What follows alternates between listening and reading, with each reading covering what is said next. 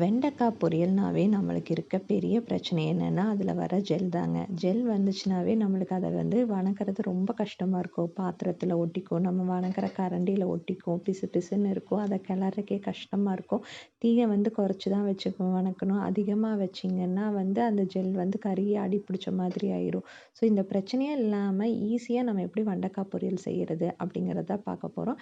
நீங்களே பார்க்கலாம், வெண்டைக்காய் எவ்வளோ உதிரி உதிரியாக இருக்குது. வந்து உங்களுக்கு வந்து ஒன்றுக்கு ஒன்று ஒட்டிக்காமல் சுருங்கி போகாமல் கட் பண்ண அதே சைஸில் கலர் மாறாமல் இருக்குது அப்படிங்கிறத பார்க்கலாம். இது எப்படி செய்கிறதுங்கிற ரெசிபி வாங்க பார்க்கலாம்.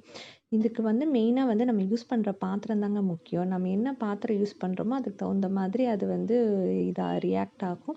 இதுவே இரும்பு பாத்திரமோ காஸ்ட் அயர்ன் பாத்திரமோ யூஸ் பண்ணிங்கன்னா உங்களுக்கு அந்த வளவளப்பு சுத்தமாக வராது. இண்டாலியம், ஈயம், சில்வர் பாத்திரமெல்லாம் யூஸ் பண்ணிங்கன்னா உங்களுக்கு வளவளப்பு அதிகமாக வரும். இன்னைக்கு காஸ்ட் அயர்னில் தான் நான் செய்ய போகிறேன். எவ்வளோ ஈஸியாக குக் பண்ணலாங்கிறது தான் நீங்கள் பார்த்துட்ருக்கீங்க. எண்ணெய், கடுகு, உளுந்தம்பருப்பு, சின்ன வெங்காயம் இதெல்லாம் போட்டு நல்லா வணக்கிட்டு காய்க்கு தேவையான அளவு வரமிளகாயும் கருவேப்பிலையும் போட்டு நம்ம நல்லா வணக்கிக்கலாம். இதோட பெஸ்ட் யூஸ் என்ன அப்படின்னா, உங்களுக்கு வந்து கொஞ்சமாக எண்ணெயிலேயே நம்ம இந்த மாதிரி ஃப்ரை ஐட்டம்ஸ் எல்லாம் பண்ணிக்கலாங்க. நிறைய எண்ணெய் ஊற்ற தேவையில்லை, அடி பிடிச்சிரும் அப்படின்னு. சும்மா ஒரு 2 டீஸ்பூன் எண்ணெயிலேயே நம்ம வந்து காய் வணக்கி முடிச்சிடலாம். இப்போ வந்து கட் பண்ண வெண்டைக்காயை நான் போடுறேன். நீங்கள் பாருங்கள், நான் வெண்டைக்காயை வணக்கிறப்போ ஜெல் வந்து கொல கொல கொலன்னு வரவே வராது. நம்ம யூஸ் பண்ணுற அந்த வுட்டன் ஸ்பேச்சுலாவில் கூட கொஞ்சம் கூட ஜெல் அப்பவே அப்பாதுங்க. ஈஸியாக நம்ம வந்து இந்த காய் பண்ணிடலாம். தேவையான அளவு கல்லுப்பு போட்டுட்டு நம்ம இந்த மாதிரி கொஞ்சம் கொஞ்சமாக தீயை நீங்கள் ஹை ஃப்ளேம்லேயே வச்சு நீங்கள் இந்த மாதிரி வணக்கலாம், ஒன்றும் ஆகாது. நீங்கள் வடச்சட்டியில் கூட இதை ட்ரை பண்ணி பார்க்கலாம். ஆனால் வடச்சட்டியில் விட இது வந்து ஸ்கில்லட் வந்து உங்களுக்கு வணக்கறதுக்கு ஈஸியாக இருக்கும்.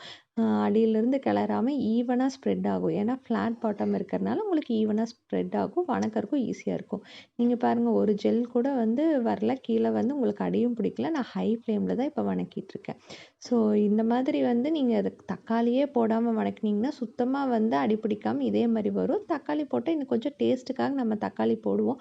தக்காளி போட்டால் கொஞ்சமாக வந்து உங்களுக்கு அடி பிடிக்க தான் செய்யும். ஆனால் வந்து ரொம்ப ஜெல் வராதுங்க. லைட்டாக வந்து உங்களுக்கு ஜெல் வரும். அந்த தக்காளியோட ஜூஸ் வந்து நம்ம அந்த பாத்திரத்தில் பட்டு அது ரியாக்ட் ஆகி கொஞ்சமாக அடி பிடிக்க செய்யும்.